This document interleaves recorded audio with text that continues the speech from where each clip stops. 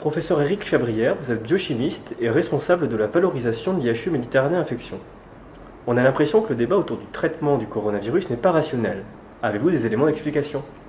Oui, justement, nous avons été très étonnés par ce débat sur la toxicité d'une molécule aussi ancienne et largement prescrite. Donc nous avons essayé de comprendre les raisons autres que scientifiques pour expliquer cela. Donc nous nous sommes intéressés au cours de bourse de Gilead, qui est la société qui promeut le Remdesivir, une molécule aussi incluse dans les essais contre le Covid. Donc Gilead est une société qui est cotée à peu près à 100 milliards de dollars. Nous pouvons remarquer sur ce graphique, qui est le cours de bourse, que son action a monté de façon assez spectaculaire avec le début de la pandémie. Cela a donné une augmentation de la valorisation de cette entreprise d'environ 30 milliards de dollars. Et on peut voir que cette augmentation est très fluctuante.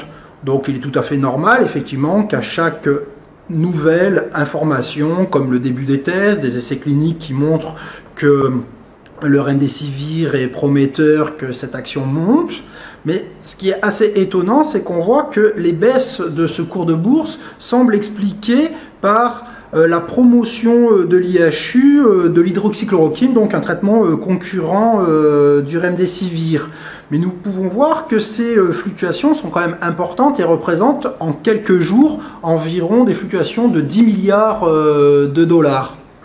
Et puis à la fin, ce qui est un peu plus étonnant, c'est qu'on voit que le cours de la bourse est influencé juste par des annonces, soit des fuites qui proviennent de l'Université de Chicago sur des prétendus résultats prometteurs d'essais cliniques, ou bien par la communication du docteur Fauci, qui est le monsieur Covid de Donald Trump, qui dit que les essais sont prometteurs, alors que quelques jours après, l'essai clinique publié dans le Lancet, une autre étude, on va dire que le Lancet Gate, mais qui dit que le Remdesivir n'est pas efficace et qui fait, on voit, chuter le cours de la bourse. Donc on voit en tous les cas que rien qu'avec ces fluctuations, que la chloroquine dépasse la partie scientifique et qu'on est aussi sur une notion de spéculation. Et d'ailleurs, je tiens à repréciser qu'effectivement, que l'hydroxychloroquine n'est pas du tout toxique. Il y a des études auparavant qui ont été publiées, il y a plus de 10 ans, sur justement un traitement basé sur l'association chloroquine-azithromycine, dans la même posologie que celle utilisée par l'IHU, sur plus de 800 femmes enceintes, et il n'y a aucun effet toxique qui est relevé. Donc en gros, la première analyse que nous pouvons avoir, c'est que l'hydroxychloroquine n'est pas toxique, ou si elle est toxique, c'est plus pour la spéculation. Est-ce que d'autres entreprises que Gilead sont concernées par l'épidémie de coronavirus? Il faut bien comprendre que c'est une pandémie mondiale, avec plus de 7 milliards de personnes qui ont peur, les pays sont bloqués et que bien sûr toute solution de traitement représente un marché colossal. On peut estimer qu'il s'agit d'un marché certainement de plusieurs centaines de milliards de dollars.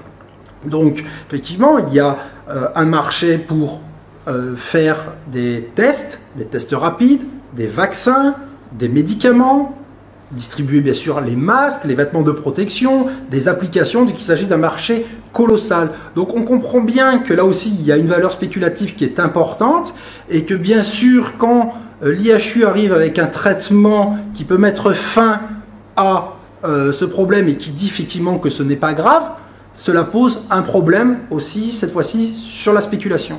Que peut-on dire des experts qui interviennent dans ces débats ?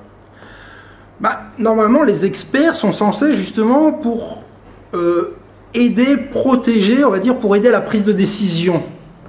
Mais pour cela, il faut qu'ils soient libres et indépendants.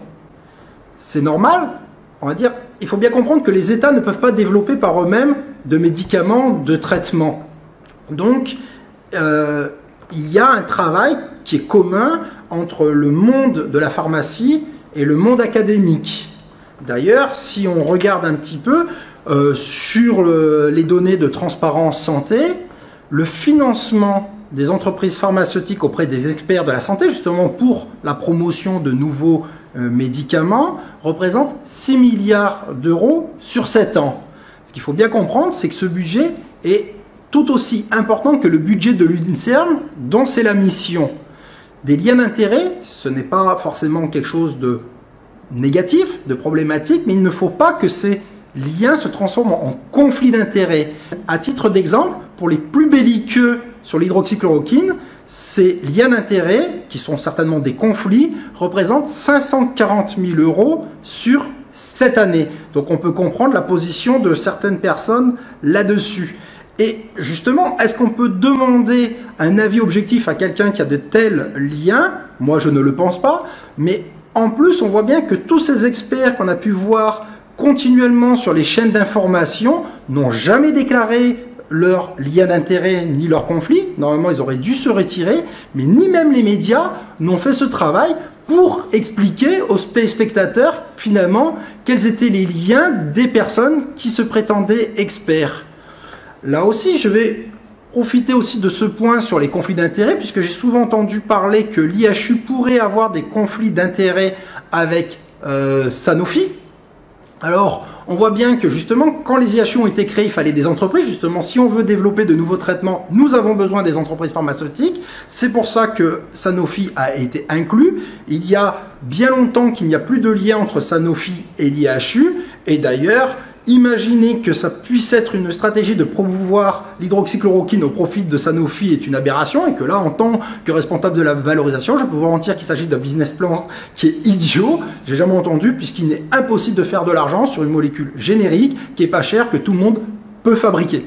La conclusion de tout cela, c'est qu'on voit que ce débat sur la toxicité de la chloroquine n'est pas sérieux, ne repose pas sur de la science. L'hydroxychloroquine est toxique pour la spéculation.